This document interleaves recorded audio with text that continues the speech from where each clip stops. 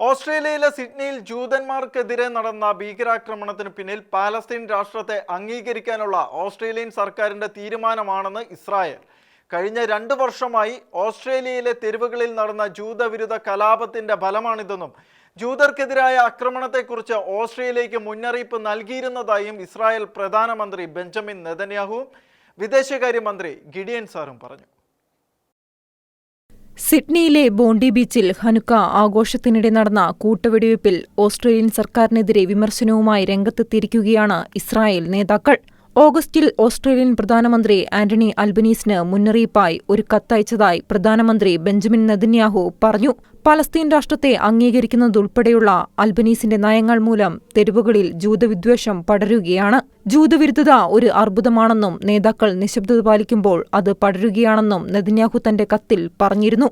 ആക്രമണം ഭയാനകമാണെന്നും ഓരോ മിനിറ്റിലും മരണസംഖ്യ വർദ്ധിച്ചുകൊണ്ടിരിക്കുകയാണെന്നും നെതന്യാഹു പറഞ്ഞു. ആഗോള ജൂതവിരുദ്ധതയ്ക്കെതിരായ പോരാട്ടത്തിലാണ് നമ്മൾ. അതിനെതിരെ പോരാടാനുള്ള ഏകമാർഗം അതിനെ അപലപിക്കുകയും പോരാടുകയും ചെയ്യുക എന്നതാണെന്നും നെതന്യാഹു വ്യക്തമാക്കി. ജൂതർക്കെതിരായ ഈ ഭീകരാക്രമണത്തിന് കാരണം പലസ്തീൻ രാഷ്ട്രത്തെ അംഗീകരിക്കാനുള്ള ഓസ്ട്രേലിയൻ സർക്കാരിന്റെ തീരുമാനമാണെന്ന് ഇസ്രായേൽ ദേശീയ സുരക്ഷാ മന്ത്രി ഇറ്റാമർ ബെൻ ഗ്വിർ കുറ്റപ്പെടുത്തി. ജൂതവിരുദ്ധ ഭീകരതയ്ക്ക് അതിരുകളില്ല, പക്ഷേ കൊല്ലപ്പെട്ടവരുടെ രക്തം ഓസ്ട്രേലിയൻ സർക്കാരിന്റെ കൈകളിലാണ്. ഓസ്ട്രേലിയൻ സർക്കാർ പലസ്തീൻ രാഷ്ട്രത്തെ അംഗീകരിക്കുകയും ജൂതന്മാർക്കെതിരായ ഭീകരത നിയമവിധേയമാക്കുകയും ചെയ്തുവെന്നും അദ്ദേഹം പറഞ്ഞു.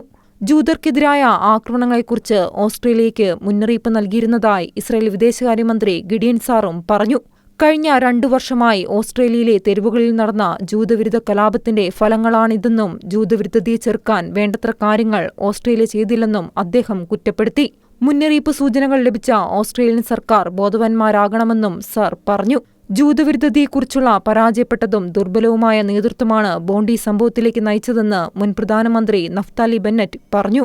ജൂതസമൂഹങ്ങളെ സംരക്ഷിക്കുന്നതിനും ജൂതവിരുദ്ധതയെ അങ്ങേയറ്റം ഗൗരവത്തോടെ കൈകാര്യം ചെയ്യുന്നതിനും ഓസ്ട്രേലിയൻ സർക്കാർ അടിയന്തര നടപടി സ്വീകരിക്കണമെന്ന് അദ്ദേഹം ആവശ്യപ്പെട്ടു. സിഡ്നിയിൽ നിന്ന് പുറത്തുവരുന്ന ചിത്രങ്ങൾ 2023 ഒക്ടോബർ 7 ഇസ്രായേലിനെതിരായ ഹമാസ് ആക്രമണത്തെ അനുസ്മരിപ്പിക്കുന്നതാണെന്നും രാജ്യത്ത് വർദ്ധിച്ചുവരുന്ന ജൂതവിരുദ്ധതയെ ഓസ്ട്രേലിയൻ സർക്കാർ ശക്തമായി നേരിടണമെന്നും ഇസ്രായേൽ ധനകാര്യമന്ത്രി ബസലേൽ സ്മോട്രിച്ച് പറഞ്ഞു. International desk Shekinah news.